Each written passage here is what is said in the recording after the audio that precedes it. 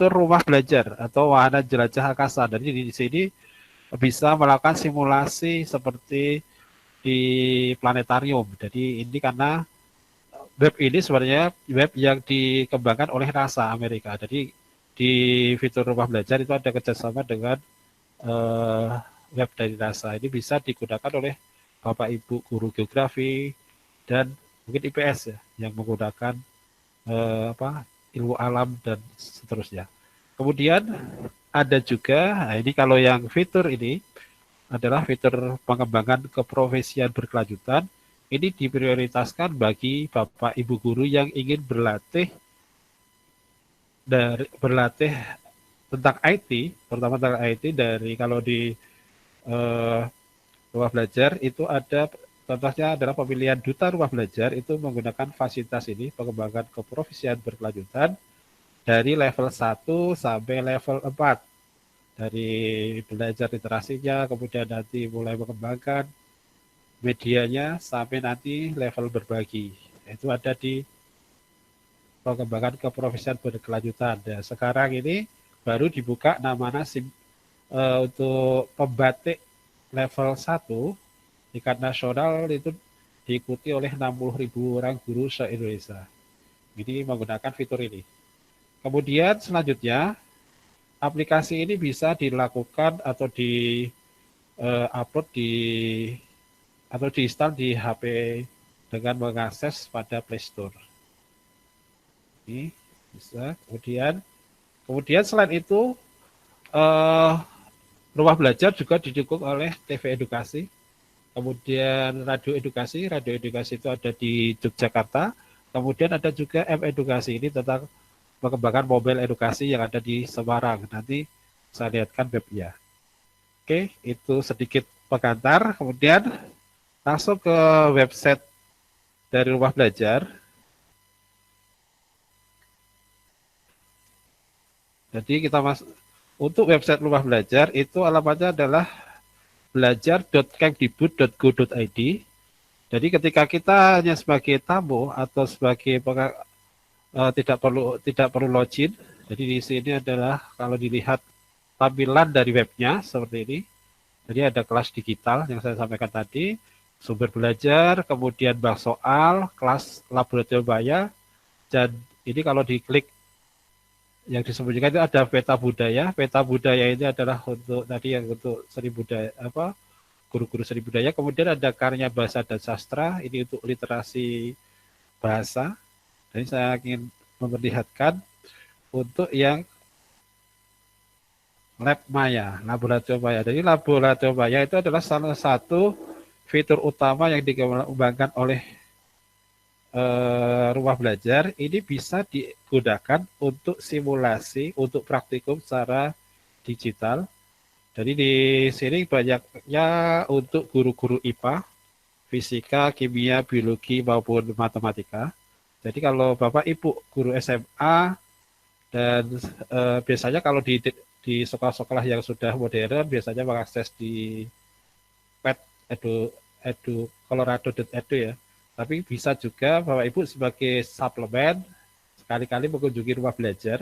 Jadi di kelas maya ini laboratorium maya itu ada untuk simulasi, tepat untuk simulasi yang sangat bagus untuk anak-anak SMA.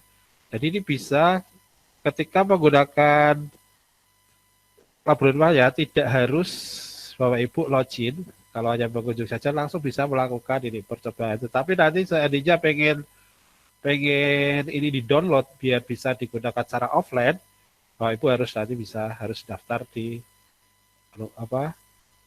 daftar login di rumah belajar. Jadi kalau misalkan ini kita coba lakukan percobaan seperti ini tampilannya, ini dikembangkan menggunakan HTML5 sehingga bisa dijalankan di laptop maupun juga di HP Bapak Ibu.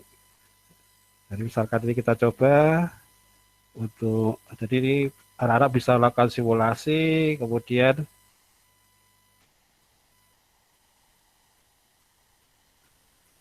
ini kalau saklarnya dihidupkan, nah ini seperti ini salah satu simulasi. Kemudian bisa diganti dengan jenis bahan yang lain, jenis larutan yang lain. Nah, ini bisa untuk dudukkan paling tidak secara apa online ini bisa digunakan untuk belajar anak-anak sebelum anak-anak belajar dengan alat-alat sesungguhnya di laboratorium seperti itu. Kemudian selain kelas maya ini ada fasilitas yang bagus untuk Bapak Ibu semuanya di fitur utama dari kelas digital sebagai suplemen itu ada untuk ini apa sumber belajar. Jadi sumber belajar ini kalau dilihat fasilitasnya itu bisa digunakan untuk SD, SMP, PAUD, dari SLB, PAUD, SD, SMP, SMA, dan SMK. Jadi kalau misalkan untuk SMA, tinggal diklik SMA. Wah ini agak loading. Silahkan nanti Bapak Ibu dicoba sendiri untuk menggunakannya. Kemudian saya pengen memperlihatkan yang fasilitas tambahan yang bagus digunakan oleh guru-guru SMA, yaitu ini peta budaya. Jadi peta budaya ini konsepnya adalah sebuah peta.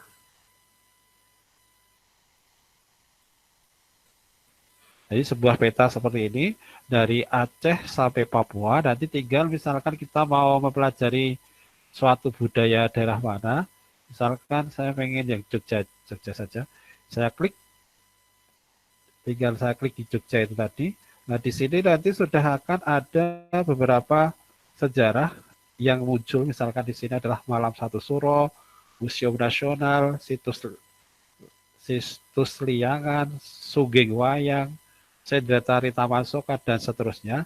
Ini adalah budaya untuk Jogja. Nanti budaya daerah lainnya bisa diklik di menu di peta tadi. Kemudian bentuknya seperti apa? Jadi ketika ini untuk masuk ke materi ini, tinggal kita klik materinya.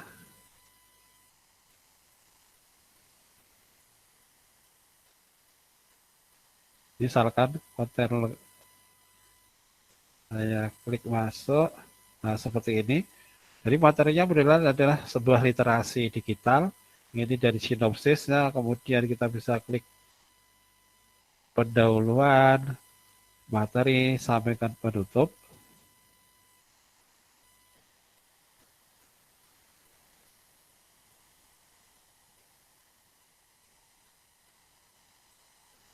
Misalkan. Jadi materi-materi itu sudah bisa dibaca oleh siswa kita sesuai dengan materi yang ingin dibaca atau dipelajari oleh siswa. Tinggal Bapak Ibu guru nanti melihat dulu komponen-komponennya seperti apa, kemudian setelah itu dari alamat-alamat tersebut bisa kita gunakan sebagai suplemen dalam pembelajaran. Kemudian selain itu,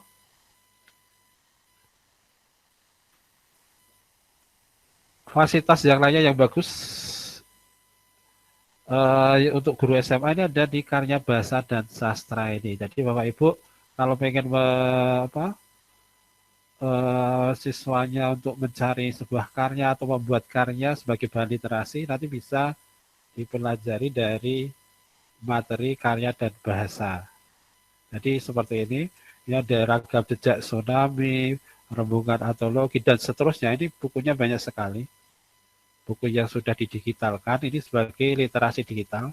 Ini kalau dilihat karyanya udah banyak, tinggal dicari di buku. Terus kemudian kalau misalnya udah ketemu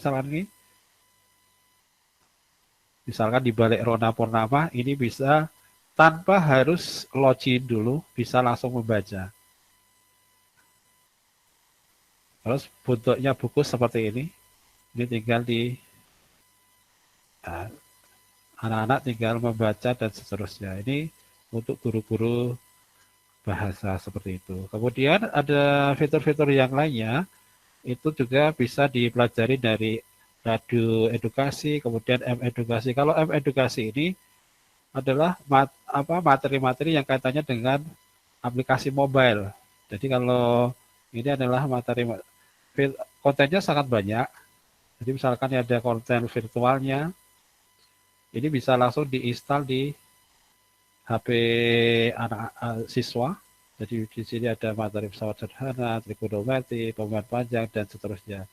Kemudian ada juga materi konten yang eh, dikembangkan oleh teman-teman. Dari konten-konten ini adalah dikembangkan oleh teman-teman yang mengikuti lomba mobil edukasi tingkat nasional. Kebetulan saya pernah ikut tahun 2013, 2014, dan 2015. Di sini ada yang materi untuk SD, ada yang SMP maupun SMA. Jadi tinggal nanti kalau ini dijadikan sebagai salah satu suplemen pembelajaran, tinggal mencari judulnya, kemudian linknya tinggal dikasih anak-anak kita. Mereka udah sangat, apalagi anak-anak di Debrito yang canggih-canggih, pasti akan bisa mungkin mengembangkan sendiri model-model seperti yang dikembangkan oleh siswa maupun guru. Jadi di lomba mobil edukasi ini dikembangkan oleh siswa maupun guru.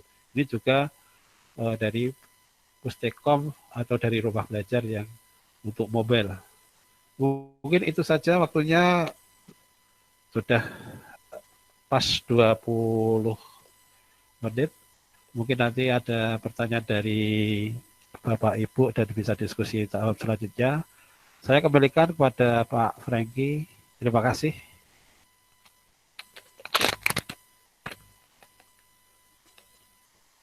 Terima kasih Pak Sigit. Ini ada pertanyaan yang mencoba tadi untuk login, tetapi kok nggak bisa ya? Mungkin ada di mana letak kekurangannya begitu? Oke Pak. Untuk di fasilitas dari rumah belajar itu kalau ada pertanyaan, ini kalau ini kita masuk ada belajar kayak gini, ini ada bantuan. Jadi ini bisa diklik di apa bantuan ini. Ini yang sering ditanyakan oleh teman-teman, bagaimana mendaftar di rumah belajar, terus kemudian bagaimana login, username, dan lain sebagainya. Biasanya nanti kalau di saat mendaftar itu kita ketika login bisa menggunakan nama kita dan nanti harus ada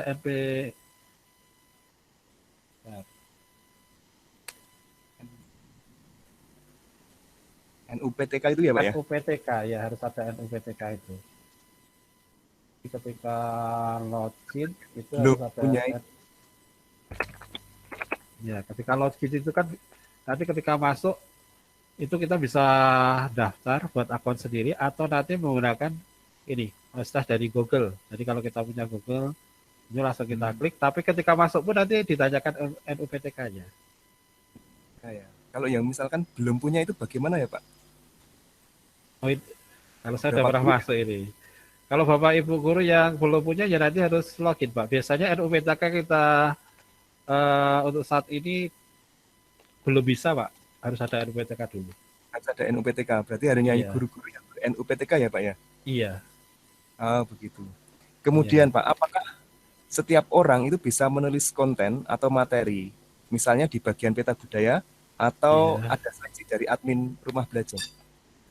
Bisa Pak. Untuk setiap orang itu nanti bisa membuat materi, tetapi ketika mau di approve atau tidak nanti diseleksi dari sana. Jadi ketika kita salah satu keuntungannya itu login itu adalah kita bisa membuat materi sendiri di situ. Jadi kalau hanya memakai nggak perlu login, tapi kalau pengen download, pengen membuat materi di tempatnya rumah belajar itu harus daftar dulu. Nah, syaratnya itu agak berat, makanya ada salah satunya ada NUPTK itu untuk sharing. Tadi ada yang iseng-iseng coba ini Pak pakai nomor KTP, tapi apakah bisa atau enggak nanti biar bisa di-sharingkan di chat. Karena ini malam hari ini kita banyak juga bukan dari Debrito saja Pak, ini ada dari Jakarta, dari Semarang, begitu ada dari beberapa sekolah lain di luar II. Begitu?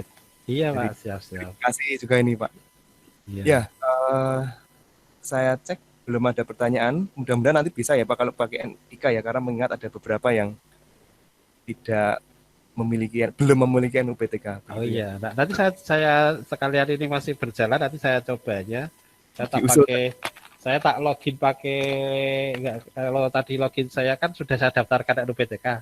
Saya tak coba pakai apa email lain, nanti sebagian ini jalan, nanti saya jawab di chatnya. Oh ya, begitu.